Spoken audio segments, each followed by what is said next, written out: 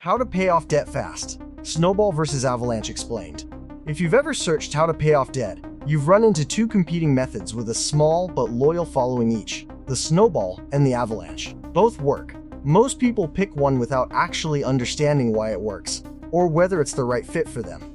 Let's fix that clearly, and without picking a side you don't need. Before the differences, here's what Snowball and Avalanche share, because it matters more than the part people argue about. In both methods, you pay the minimum on every single debt, no exceptions, that protects your credit and avoids penalties. Then, you take any extra money you can find and throw it entirely at one target debt at a time, instead of spreading it thin across everything. The Avalanche method targets your highest interest rate debt first, regardless of the balance. Mathematically, this is the most efficient order you eliminate the debt costing you the most per dollar. First, once that one's gone, you roll everything you were paying on it into the next highest rate, and so on down the list.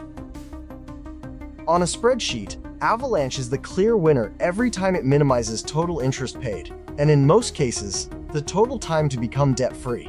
If you're purely optimizing the math, and you're confident you'll stick with a plan regardless of how fast the wins come, Avalanche is hard to beat. The Snowball method targets your smallest balance first, regardless of interest rate. Once that smallest debt is fully paid off, you take everything you were putting toward it and roll it into the next smallest balance.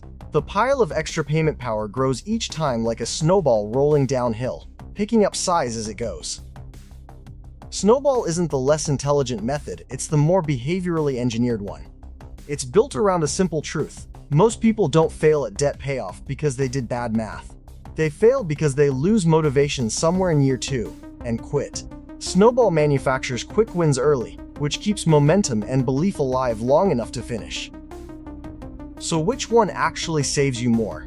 In most common situations, the difference in total interest between the two methods is smaller than people expect, often a modest amount relative to the size of the debt, especially if you finish either plan within a few years. The gap grows larger the bigger the rate difference between your debts, and shrinks when your rates are all fairly similar. Here's the honest takeaway: a mathematically perfect plan you abandon in month 8 saves you nothing. A slightly less efficient plan you actually finish beats it every time. For most people, the small mathematical edge of Avalanche isn't worth much if it means grinding for a year on your biggest, highest rate debt, with zero balances crossed off to show for it. So how do you choose? If you have very few debts, or your interest rates are wildly different, Avalanche's math advantage is larger and worth leaning into. If you have several debts and have struggled to stay consistent with plans in the past, Snowball's early wins are probably worth more to you than the extra interest. Be honest with yourself here: this isn't a personality test. It's a practical read on what's kept you going before. Whichever you choose, the process starts the same way. List every single debt you have, the balance, the interest rate, and the minimum payment. This single step, done honestly on paper, is often the most clarifying 5 minutes of the entire process, because most people have never actually seen the full picture in one place. Next, sort that list by your chosen method: rate for Avalanche, balance for Snowball, and circle the debt at the top. That's your one and only target. Every other debt gets its minimum, and nothing more, for now. Splitting extra money across multiple debts at once feels productive, but actually slows everything down. Now find the extra to throw at that target. This is where a real budget matters. We walked through exactly how to build one in our budgeting video, even on a tight income. Extra doesn't have to be dramatic. A consistent extra amount, applied every single month without fail, moves faster than an occasional large payment made only when you remember. Automate your minimum payments on everything, so nothing is ever missed by accident. Manually direct the extra toward your target each month, so you stay intentional about it. And while you're paying this down, avoid adding new debt. New charges on a card you're actively paying off can quietly cancel out the progress you're making.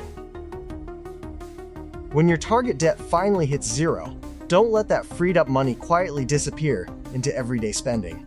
Roll the entire amount, the old minimum, plus the extra, into your next debt on the list. This is the moment both methods start to accelerate, because your payment power keeps growing with every debt you clear. Let's recap. Avalanche targets the highest interest rate first and saves the most in theory. Snowball targets the smallest balance first and tends to keep people motivated in practice. Both require paying minimums on everything and throwing every extra dollar at one target at a time. The best method is the one you'll actually finish. If this helped, follow Liberty Wealth Insights for more financial education, made simple, in plain English, no jargon. We'll see you in the next one.